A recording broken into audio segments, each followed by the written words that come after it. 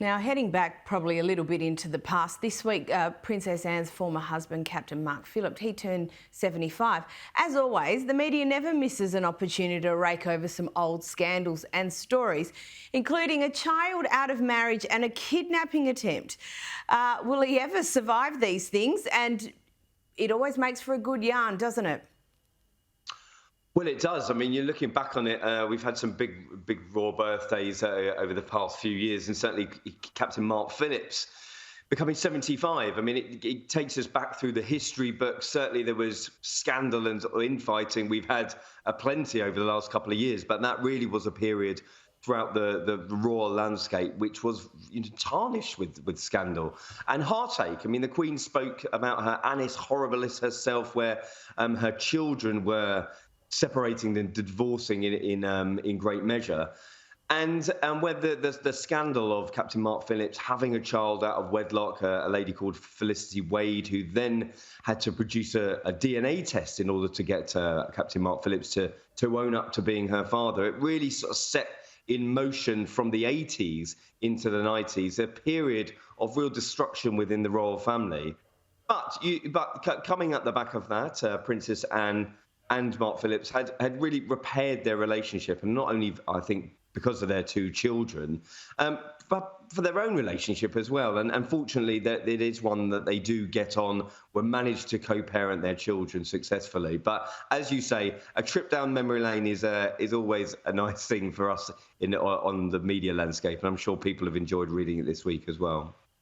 Now, on to Meghan and Harry. They've been out and about in Hollywood at a charity event for first responders hosted by Kevin Costner, where apparently they caught up with their good friend Oprah. Can you give us the rundown?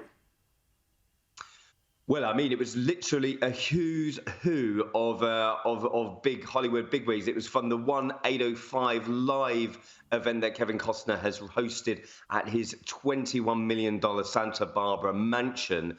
And again, you look at who was there. Oprah Winfrey was there, which obviously people were straight zoning into the pictures of them and of Harry and Meghan with Oprah Winfrey, because just over 2 years ago now, we had that huge interview that really set alight the royal landscape and just destroyed the royal foundations in terms of their relationship with the rest of the royal family, and made the late Queen's last years with her family pretty fraught indeed. But is this a new opportunity for Harry and Meghan? Of course, they're now living in California. What is next for them? We haven't seen too much of Meghan in recent months. We have seen quite a lot of Harry, of course, back for the coronation, riding solo, and then back just a few weeks ago, tying in with the late Queen's passing.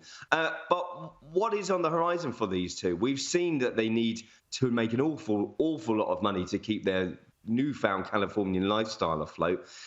Are they going to be mixing with some new production executives? Were they rubbing shoulders with the Hollywood bigwigs, trying to get their new latest projects off the ground? Who knows? Maybe they were just there for the charity do. But when Meghan and Harry are involved, there's normally some things cooking, aren't there? So I'm waiting and watching to see what they come out with next. And we know that Meghan has been involved in a trademark tussle over the last year or so in relation to her Archetypes trademark application. We understand that application has been withdrawn. Her failed podcast has been dropped. What is actually next for her? Well, that's the big question. I mean, as I said, we haven't really seen too much of her in recent months. She's been letting Harry take centre stage. And of course, we had his book at the beginning of the year, which set alight and torched relations, really. I mean, nobody was spared, excuse the pun, from his memoir. It was pretty brutal for all the members of the royal family. And certainly he's still picking up the pieces of that relationship. I don't think he's going to be speaking to the king anytime soon. I saw some reports this week that the king had pretty much extended another olive branch on top of an olive branch that he'd given him last time, coming to Balmoral and spending time with the family.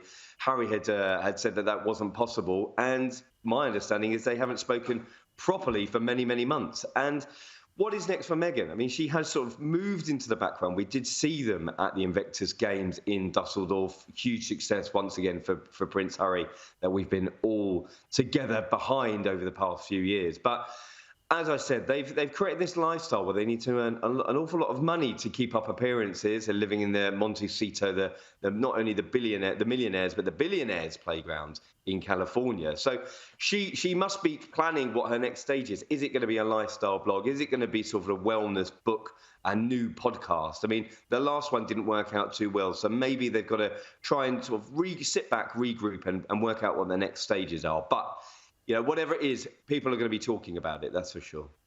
Absolutely, they will be. Russell Myers, as always, thank you so much for your time. My pleasure. Good to see you, mate.